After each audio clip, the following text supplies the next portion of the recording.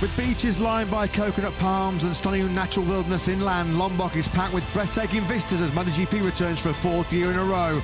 The Mandalika circuit lies next to the surfer's paradise of Kuta, which started as a sleepy seaside village before becoming one of Lombok's must-see spots. Who will be making big waves in the Tiso Sprint up next live? It's time for MotoGP.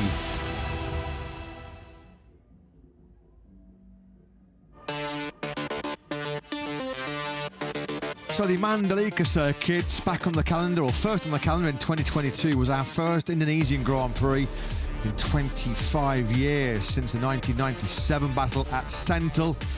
Couple of hours away from the capital city of Jakarta by flight, a short boat trip over to the nearby Bali. Sector 1 hard braking into that first corner, hard braking also as you start Sector 3 into turn 10.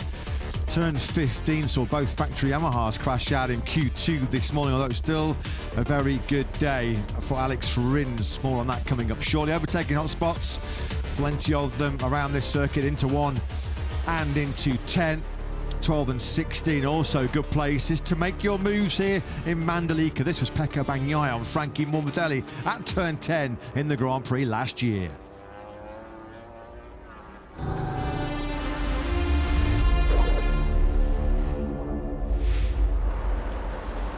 Well, 6 days ago over at Motegi in Japan, Marc Marquez started the day as a 6 times MotoGP world champion, but he would finish it back on top of the world. Pecco Bagnaia crowning a brilliant comeback himself with a pole sprint victory and Grand Prix treble.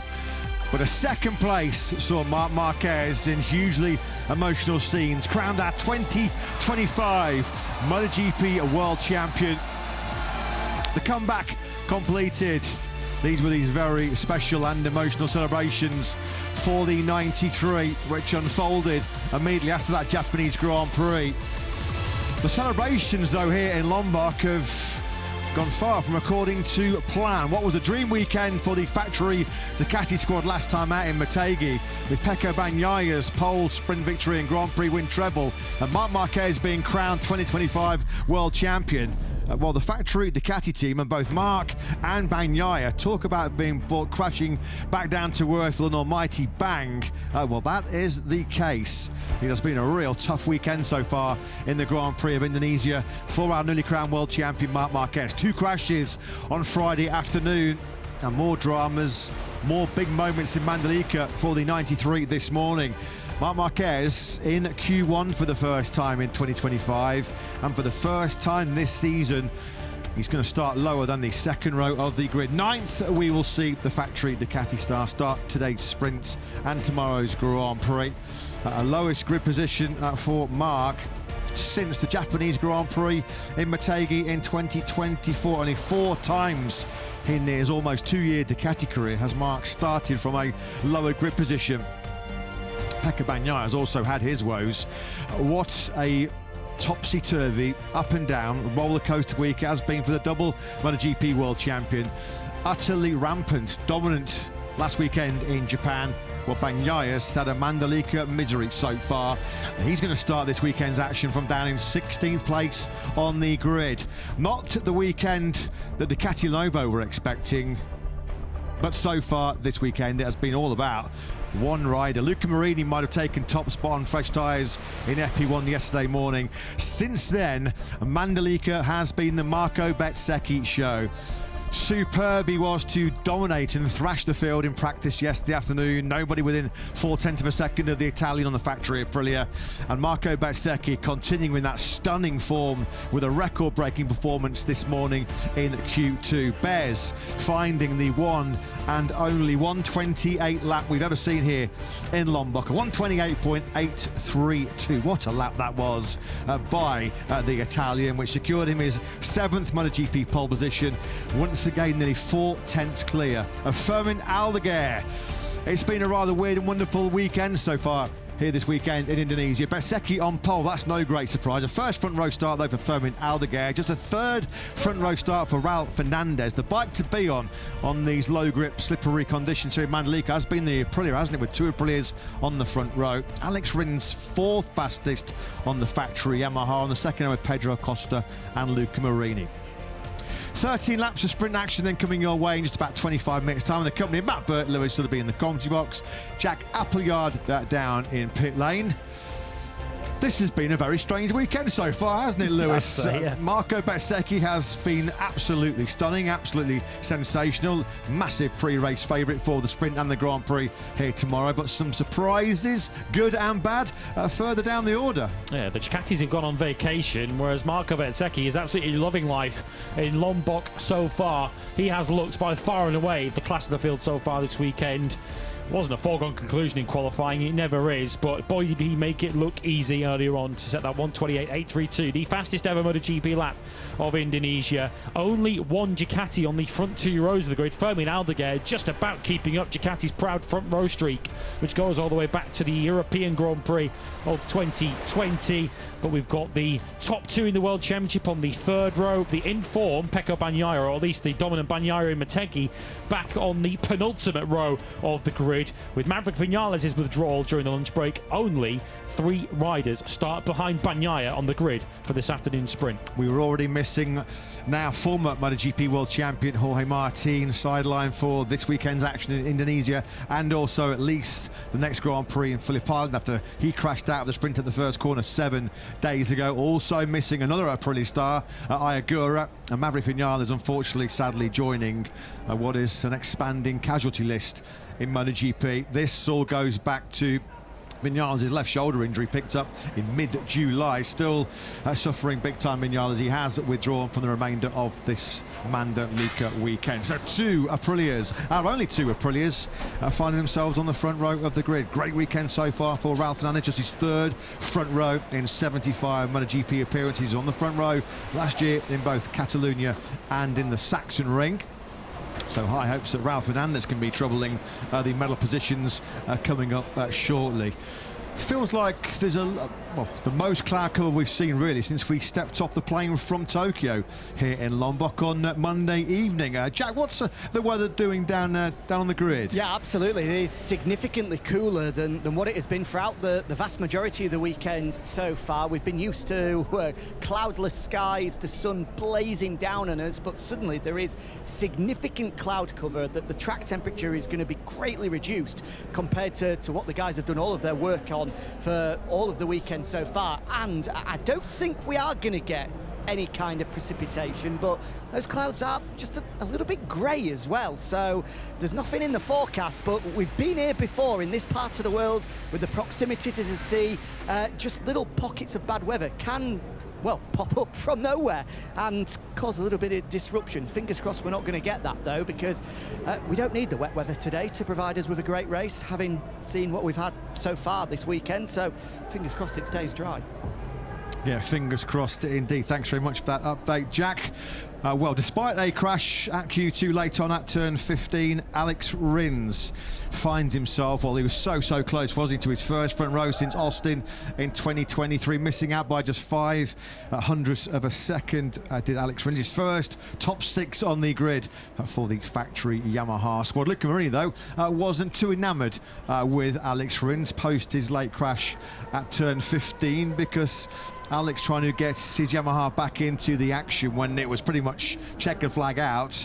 Luca Marini, I think Joan Mir, both factory Honda riders, felt like they could have improved on 6th and 12th respectively, Lewis. Yeah, certainly feel that they've got the pace to be higher up the grid than that, and I'd be surprised if Alex Rins doesn't get a little bit of a talking to from that. You can understand in the heat of qualifying, Alex Rins might not have had a stopwatch handy to know how much time was left in the session, but when you crash when the session is already completed, there is absolutely no reason to get your bike back onto the racetrack again. Your session is over. Weekend over though for Maverick Vinales. There is your confirmation on screens, focusing on the recovery of his left shoulder. This is one of the circuits where he has particularly suffered, particularly in that second sector with the fast changes of direction. Maverick Vinales wisely, I think, taking the long-term decision to go home, rest up and reassess ahead of the Australian Grand Prix at Phillip Island in a fortnight. This was an injury which Vinales picked up sort of early to mid-July. We've just ticked into October now, haven't we? And he is still suffering with that long-term rehab and recovery. When you think that he's been suffering in the high-speed change of direction here in Mandalika, when you look at what's coming up next on the Grand Prix calendar, Phillip Island and Malaysia, two circuits which are overrun with high-speed change of direction, you wonder, there's a bit of talk in the paddock that Maverick Vinales might be getting ready to call it a day in terms of the remainder of 2025, maybe contemplating getting himself fit, healthy, and to be back on what will be the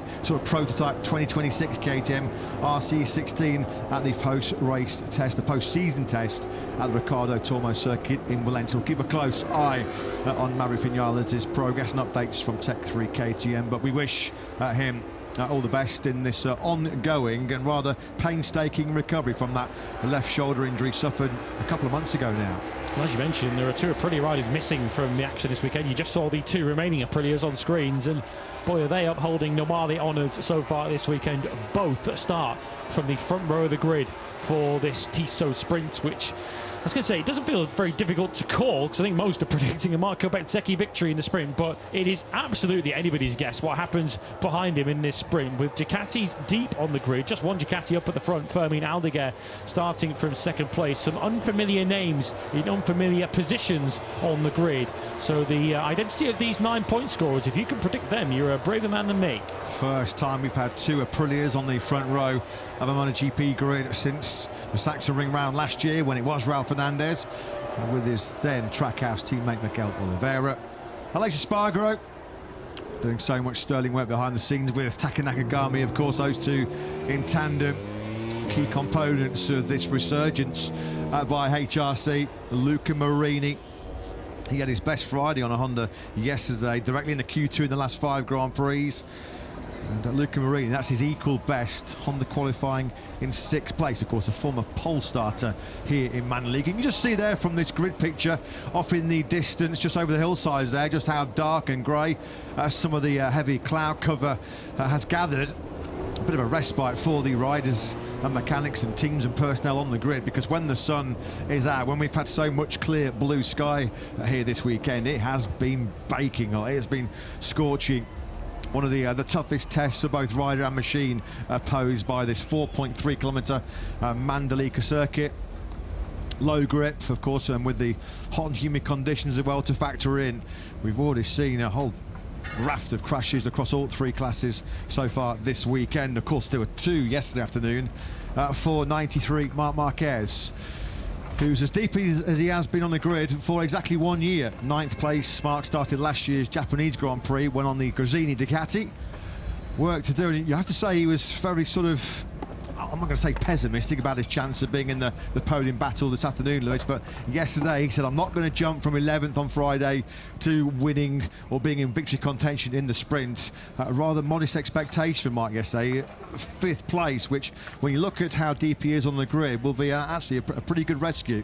Yeah, I guess he'll be just trying to take whatever points he can from this sprint. Not that he needs the points anymore, of course, but any result that Marc Marquez can take out of this sprint, any points, I think will be a good rescue job from how his weekend started. Well, only one Trackhouse Aprilia starts this Tissot sprint, but it starts on the very front row of the grid. What can Ralph Fernandez do from there? Davide Brivio speaking to Jack. Yeah, huge. Few laps coming up, 13 for Ralph Fernandez. How much does Raul need a big result here, Davide? Yeah, it's not that we need. I mean, we have to take the opportunity to start in the first row. It doesn't happen so often. Of course, we're not used to that, maybe, but I think this weekend is a little bit special. We have a good pace. He always been fast through the sessions, and also even the lap in the qualifying was already on a third laps on a tire. So there is a possibility to do a good result, and maybe try to follow Marco, that here is very, very fast. And yeah, let's see. He's quite exciting, quite confident. So let's see. The last time we saw him in podium contention in the sprint, Barcelona last year, how much do you think that day will be in his mind? I don't know. Yeah, it's a good point. We didn't talk about, but I think for sure is more mature now, more experience compared to that. But let's see, you know, you never know. Depend how the race develop, how you start and whatever. So we did a good start in this morning when he he made a practice start, so let's see. Let's try to repeat again. Thanks, Davide. Good luck. You're welcome. Thank you. Yeah, in that dramatic Barcelona sprint last year, Fernandez one of 3 riders that crashed out of the lead, including Brad Binder and Pecco Bagnaia. Here is then your greatest firm in Aldeguer, looks to become our youngest ever sprint winner. Bezzecchi, Aldeguer, Fernandez the front row, Rins, Acosta, Marini the second row. Acosta going to the grid at least with the hard front tyre on. That's the only deviation in terms of rubber. Alex Marquez, Fabio Quartararo and Marc Marquez, a heavyweight third row ahead of Oliveira, his best qualifying of 2025. Fabio Di Gianantonio came through Q1 and Joan Mir 12th, cursing traffic. Frankie Morbidelli missed out in Q1, he's 13th ahead of Jack Miller and Brad Binder. Like his fellow KTM teammate, he's gone for the hard front tyre. Pecco Bagnaia down in 16th place ahead of Enea Bastianini, Johan Zarco and Tonkiat Chancha with the LCR Hondas bringing up the rear. Of course, we've already lost Maverick Vinales this weekend, and Aldeguer and Jorge Martin withdrew before the weekend began. Yeah, another tough weekend so far for Johan Zarco. 2 crashes yesterday afternoon, qualified out of the top 10 now in 5 of the last 6 Grand Prix. Oh well, here is the original Aura farming legend, I guess we could say. Of course, we saw when Marc Marquez won the German Grand Prix at the Sachsenring, back on the throne as the Saxon King. Well, this was the celebration, which Marc so famously copied back in the day. I don't think we're going to see too much aura farming from Marc in this upcoming sprint from 9th place on the grid. Well, what a performance it has been so far this weekend for Alex Rins on the factory Yamaha. He fires away from a best ever grid position on an M1 in 4th place. Fabio Quartararo, middle of the 3rd row in 8th. Let's get the thoughts of Yamaha boss Paolo Pavesio. Is he aura farming as well, Jack? Not yet. I'm sure he's hoping to be at the end of the Grand Prix because what a turnaround it's been for Alex. Paolo, it has been a really, really tough year so far for Alex, but could that qualifying performance be the spark that he needed to get back on track and up fighting where he belongs? We take the positive of all the weekend because Alex has been immediately fast from Friday, and I'm super happy first of all for him. And let's see, let's try to build a solid race. Let's start to really also move a bit the rankings, score some points. Alex is a very fast rider, we know this, and it's about putting the pieces together. We know that this is a very peculiar, very unique circuit with unique conditions, but Alex said yesterday he's made a small change to his riding style. So do you think that this is sort of green shoots of recovery? This is positive signs that we can see this more often from Alex in the closing stages of the year? Yeah, for sure. Alex has started to work in a bit of a different way since a few races. As I always say, there is no magic in this sport. You need to build the performance. Also, when you start to change something, you need to get used to it, and apparently this is paying off. For sure, today we need to enjoy where we are, and as I said, I really wish him and to us 2 solid races. Absolutely. Good luck. Thank you.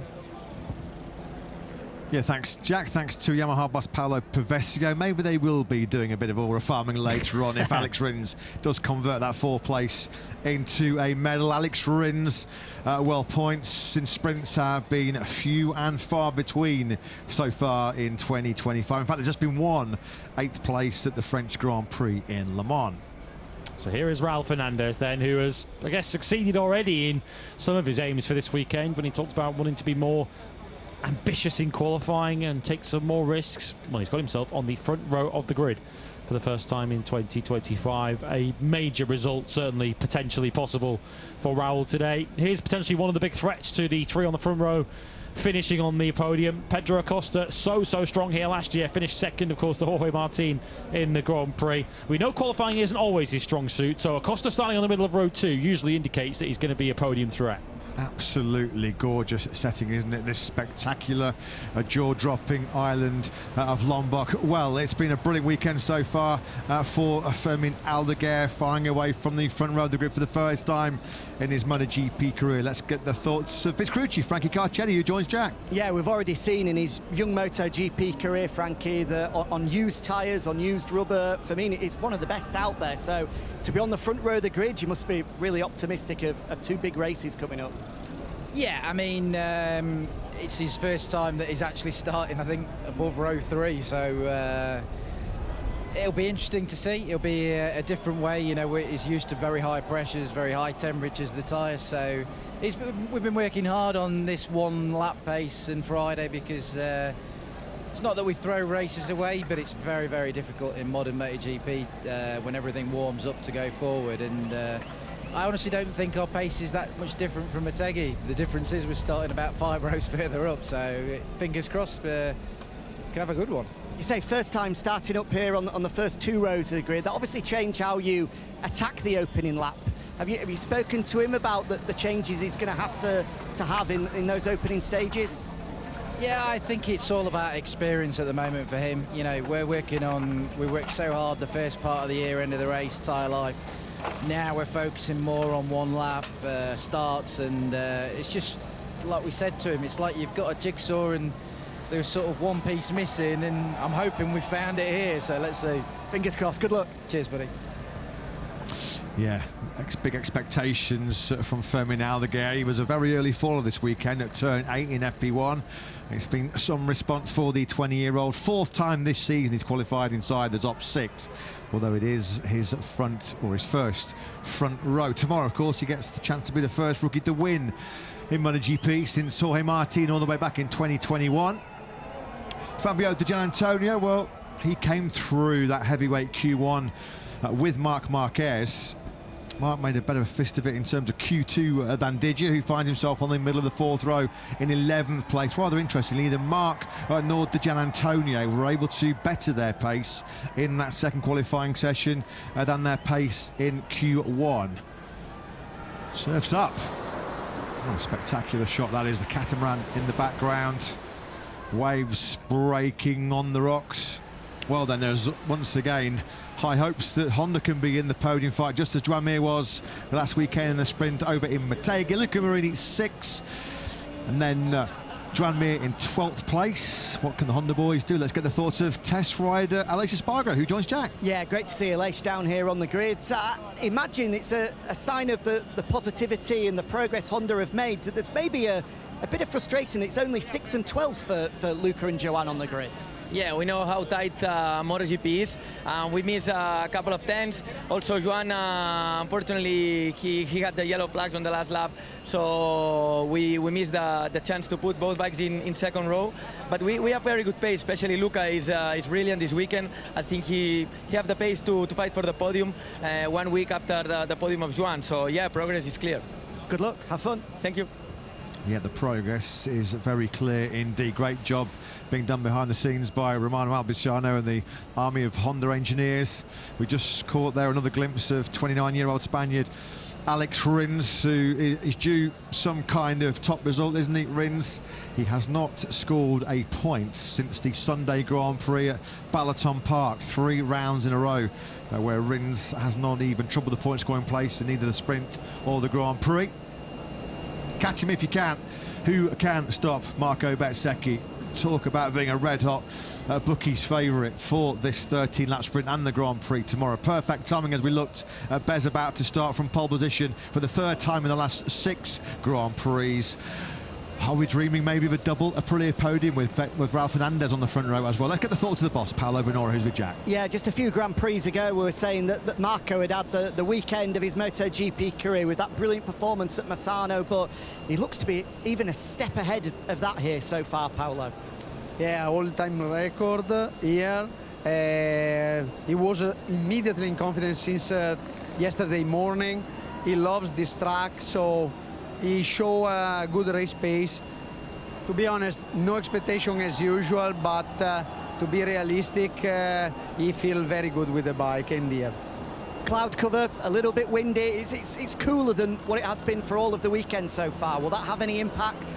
Yeah, a little bit cooler compared to the previous session, but with the soft front in the tire and the rear one, probably it could be an help for the sprint. Thanks, Paolo. Good luck. Thanks.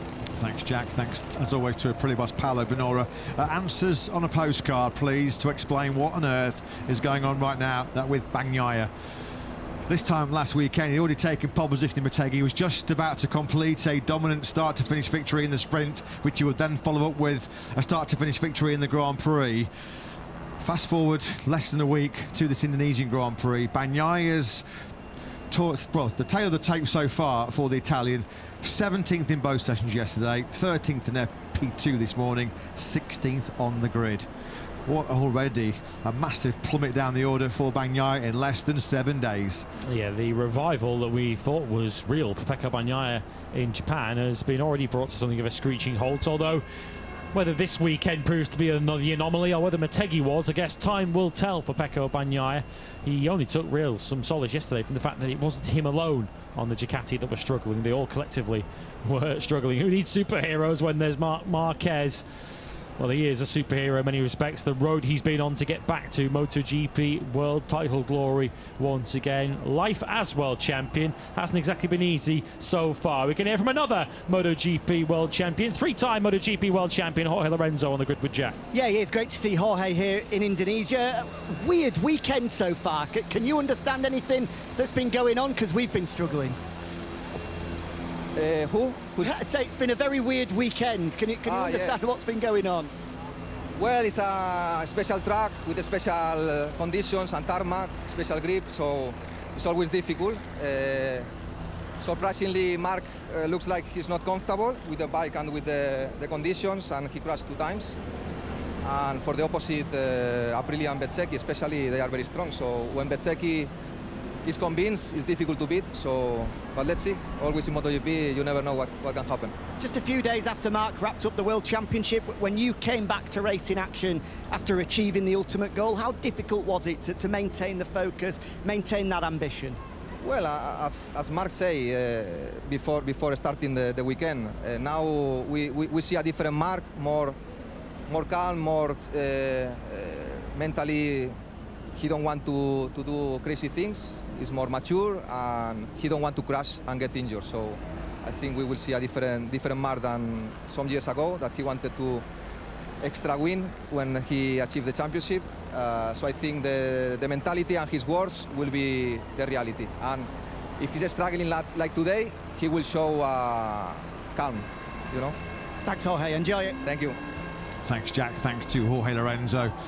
For back in the day, Lorenzo versus Marquez, there were some titanic battles between those two Spanish superstars, wasn't there?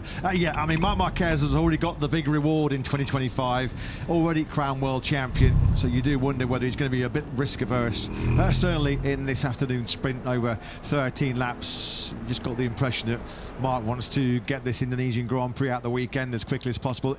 He said yesterday, this is not my circuit. Never really has had much luck, never really had much speed around this 4.3 kilometre circuit. The Aprilia certainly have, though, so far this weekend. Fernandez on the front row of the grid for just the 3rd time in his 75th MotoGP start. Middle of the front row, on the front row for the very first time in MotoGP, and looking to be our youngest ever sprint winner is Aldeguer, but he has been superb, supreme so far here in Mandalika. Marco Bezzecchi on pole for Aprilia.